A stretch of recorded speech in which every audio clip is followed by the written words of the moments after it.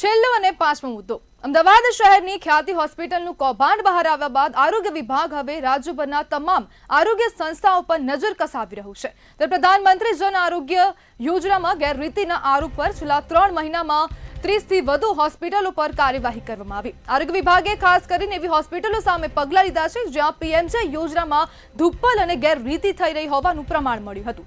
અમદાવાદની Shri હરેકૃષ્ણા multi speciality hospital, સુરતની universal super speciality hospital, પાટણની શક્તિ મલ્ટી સ્પેશિયાલિટી હોસ્પિટલ, વડોદરાની ઈશા હોસ્પિટલ અને નાઇક સુપર સ્પેશિયાલિટી હોસ્પિટલ, જ્યારે નડિયાદની અનેક જે હોસ્પિટલો છે તેમની સામે તાત્કાલિક સસ્પેન્ડ કરવામાં આવી છે। આરોગ્ય વિભાગના સત્તાવાર સૂત્રો મુજબ આ સેવા યોજનામાં ગેરરીતિને કારણે 10 જેટલા ડોક્ટરોને પણ સસ્પેન્ડ કરવામાં આવ્યા છે। ભવિષ્યમાં યોજનાના સુરક્ષિત અને પારદર્શક કાર્યનિષ્ઠાને સુનિશ્ચિત કરવા માટે આ પગલાં લેવામાં આવ્યા છે। આરોગ્ય સેવાઓમાં ગેરરીતિ અટકાવીને યોગ્ય રીતે લાભાર્થીઓ સુધી સત્તાવાર સેવાઓ પહોંચે તેને માટે આરોગ્ય વિભાગ હવે કમર કસી રહ્યું છે। અને જે પ્રમાણે હવે આ જે ખ્યાતિ હોસ્પિટલનું જે કૌભાંડ બહાર આવ્યું હતું તે બાદ જે પીએમજે યોજનાનું કૌભાંડ હતું તે બાદ હવે આરોગ્ય વિભાગ સતર્ક બન્યું છે અને રાજ્યની અનેક હોસ્પિટલોની સામે કમર કસી રહ્યું છે। યોજનામાં ગેરરીતિ માટે પણ 10 ડોક્ટરોને સસ્પેન્ડ કરવામાં આવ્યા છે।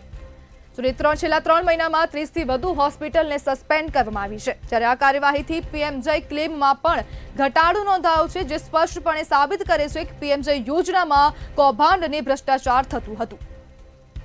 જ્યારે ભવિષ્યમાં યોજનાની પારદર્શિતા અને સુરક્ષા સુનિશ્ચિત કરવા માટે આરોગ્ય વિભાગ હવે કટિબદ્ધ જોવા મળી રહ્યું છે।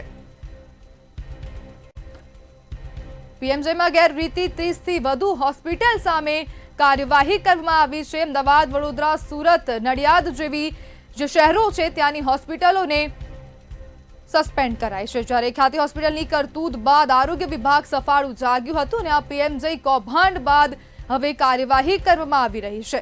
અમદાવાદની શ્રી હરેકૃષ્ણા મલ્ટી સ્પેશિયાલિટી સસ્પેન્ડ કરવામાં આવી છે।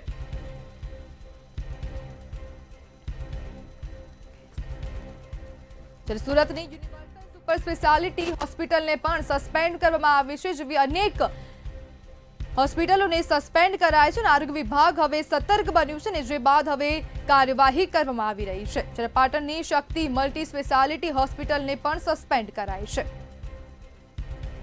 જ્યારે વડોદરાની ઈશા અને નાઇક હોસ્પિટલ પણ સસ્પેન્ડ થઈ છે। જ્યારે આરોગ્ય વિભાગ દ્વારા કાર્યવાહી કરવામાં આવી છે। નડિયાદની રેનસ હોસ્પિટલને પણ સસ્પેન્ડ કરાઈ છે અને જે પ્રમાણે હવે માહિતી સામે આવી છે જેમાં 30 થી વધુ હોસ્પિટલોને સસ્પેન્ડ કરાઈ છે અને આ પીએમજે યોજનામાં જે કૌભાંડ અને ગેરરીતિ થઈ હતી તેને લઈને પણ 10 ડોક્ટરોને સસ્પેન્ડ કરાયા છે। આ કાર્યવાહીથી પીએમજે ક્લેમમાં પણ ઘટાડો નોંધાયો છે। છેલ્લા 3 મહિનાથી જે પ્રમાણે કાર્યવાહી થઈ રહી છે ને તેને જ લઈને પીએમજે જે યોજના છે તેમાં ક્લેમ લોકો મેળવતા હતા અને તેમાં પણ ઘટાડો થયો છે।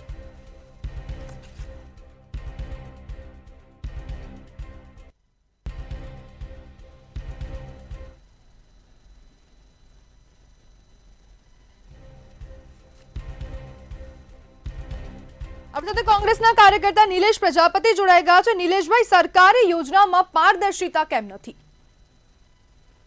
મેડમ, હવે આ જે પીએમજે કાર્ડનું તમે વાત કરી એટલે આમાં ખ્યાતિ કાર્ડ આપણે યાદ કરીએ તો ખ્યાતિ હોસ્પિટલ કાર્ડમાં કેટલું મોટું કૌભાંડ થયું હતું।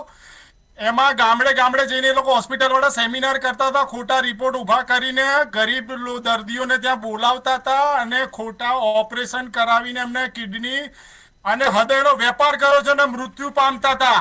એ કૌભાંડ થયું તો પણ સરકાર જાગી। આવા કૌભાંડો હોસ્પિટલમાં ચાલી જ રહ્યા છે પણ સરકાર આ ખાડા કાન કરે છે। જ્યારે પણ કઈ ઘટના બને ત્યારે થોડા દિવસ સરપ્રાઇઝ ચેકિંગ ચાલે છે, પછી બધું ભીનું સંકેલી દેવામાં આવે છે, એસઆઈટી કમિટીની રચના કરવામાં આવે છે પણ કશું થતું નથી। ખાલી ભીનું સંકેલી દે છે, આ લોકો કશું જ કરતા નથી। જી બિલકુલ નિલેશભાઈ, જોડાવા બદલ આપનો આભાર।